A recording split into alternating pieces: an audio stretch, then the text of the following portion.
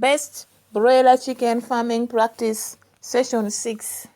This is health management and disease prevention. Biosecurity, which is your first and best defense. Disease outbreaks are devastating to broiler operations, killing birds directly, suppressing growth performance in survivors, requiring expensive treatment, and potentially forcing premature marketing at reduced weight and prices. A single disease outbreak can transform a profitable cycle into a financial disaster. Yet most disease problems are preventable through proper biosecurity, the practices that prevent disease-causing organisms from entering and spreading within your farm. Biosecurity isn't optimal, it isn't optional or excessive. It is the foundation of sustainable, profitable broiler production.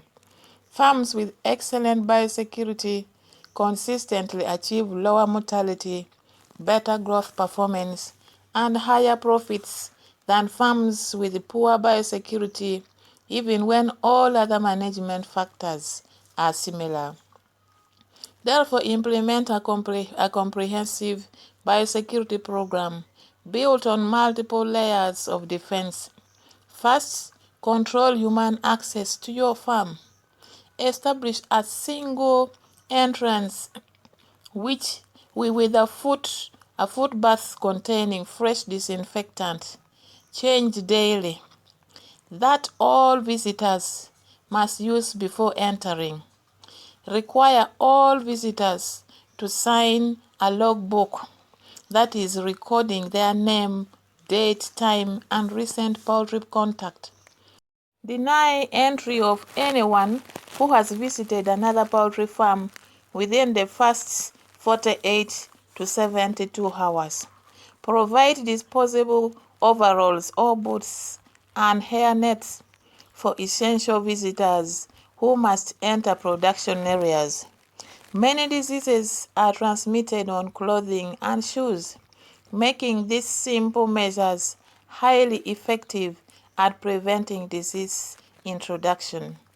Establish a clear demarcation between clean and dirty zones on your farm. Production houses are clean zones where only essential personnel should enter, and only after following proper biosecurity protocols.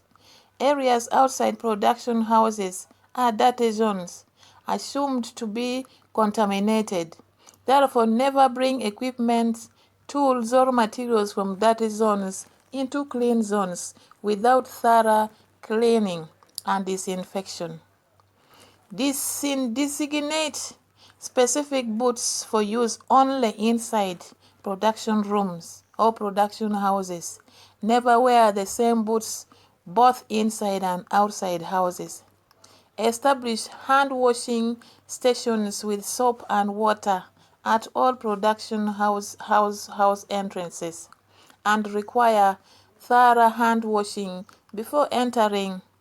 Control vehicle access and movement on your farm. Don't allow feed trucks, dead birds disposal trucks, or other service vehicles to enter production area. Establish loading and unloading zones at the farm perimeter, maintaining distance from production houses. If vehicles must enter the farm for construction or repair work, thoroughly clean and disinfect wheels well and undercarriages before allowing entry. Many poultry diseases can be mechanically transmitted on vehicle tires and undercarriages, making vehicle biosecurity a critical control point. Let's look at vaccination programs and health monitoring. Vaccines are biological products that stimulate immunity against specific diseases, allowing birds to resist infection when exposed. Vaccination is cost-effective insurance that protects your flock against the most economically significant diseases in your region. The specific vaccination program you implement depends on disease prevalence in your area, but most broiler operations include vaccines for Marek's disease, typically given at the hatchery, Newcastle disease, highly contagious respiratory disease, infectious bronchitis, respiratory disease affecting growth, and infectious bacterial disease, also called Gumboro disease, immune system disease. Veterinarian to design a vaccine schedule appropriate for your location and production system. Vaccines must be handled, stored, and administered correctly to be effective. Most poultry vaccines are fragile biological products that require cold chain maintenance. They must be kept refrigerated at 2 to 8 degrees C from manufacturer through administration, with no freezing and no exposure to heat or sunlight. Check vaccine storage temperature daily with a reliable thermometer. And don't use vaccines that have been mishandled. Follow label directions exactly regarding dosage, route of administration, and timing.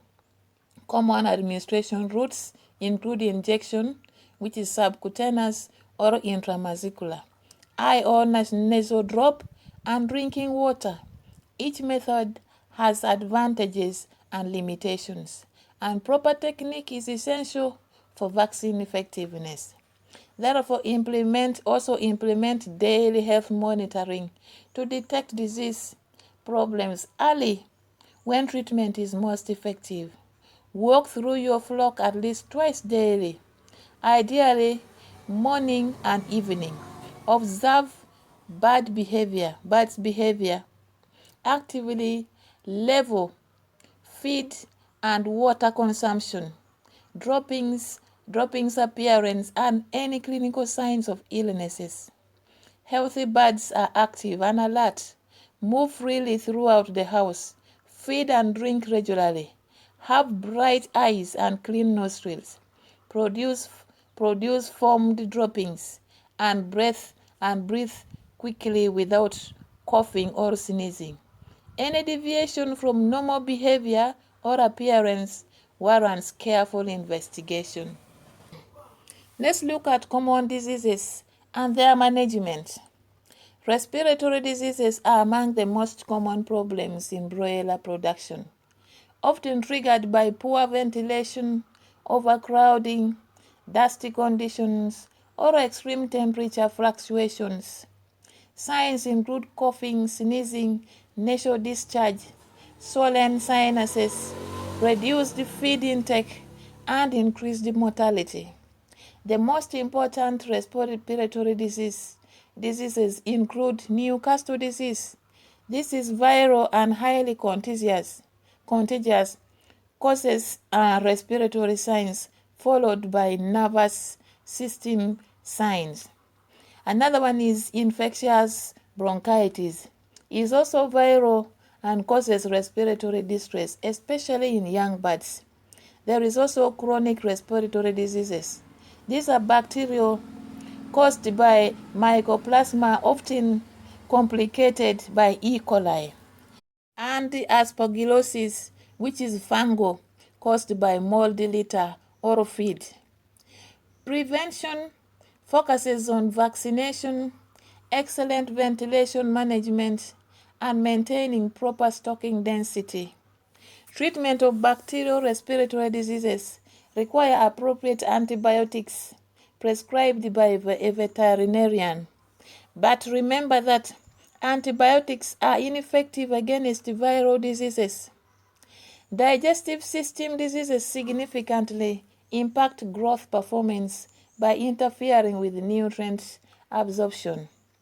Coccidiosis is probably the most economically important broiler disease worldwide, caused by Eimeria protozoa that damage intestinal lining, causing bloody droppings, poor growth, and mortality. Prevention includes anticoccidial and anticoccidial medications added to feed or water and vaccination in some systems. Necrotic enteritis caused by Clostridium bacteria creates severe intestinal damage with high mortality. It often occurs secondary to coccidiosis or other intestinal damage. Prevention focuses on coccidiosis control, good litter management, and avoiding sudden diet changes. Treatment requires appropriate antibiotics, but prevention is far more effective and economical than treatment. Metabolic and management diseases arise from nutritional imbalances, rapid growth rates, or poor environmental conditions rather than infectious agents. Ascites, that is water belly, results from insufficient oxygen supply to meet rapidly growing tissues. Demands causing heart failure and fluid accumulation in the abdomen. It is more common in high altitude locations, cold weather, and birds fed high energy diets. Prevention includes controlled feeding programs, excellent ventilation, and avoiding extremely cold temperatures. Leg problems, including tibial dyschondroplasia and bacterial chondronecrosis, cause lameness and inability to reach feed and water. Prevention includes proper nutrition, that is calcium, phosphorus, and vitamin D balance. Structured feeding program and good litter management. These conditions don't respond to treatment, making prevention essential. Best broiler chicken farming practices. Session 7 is record keeping and performance monitoring.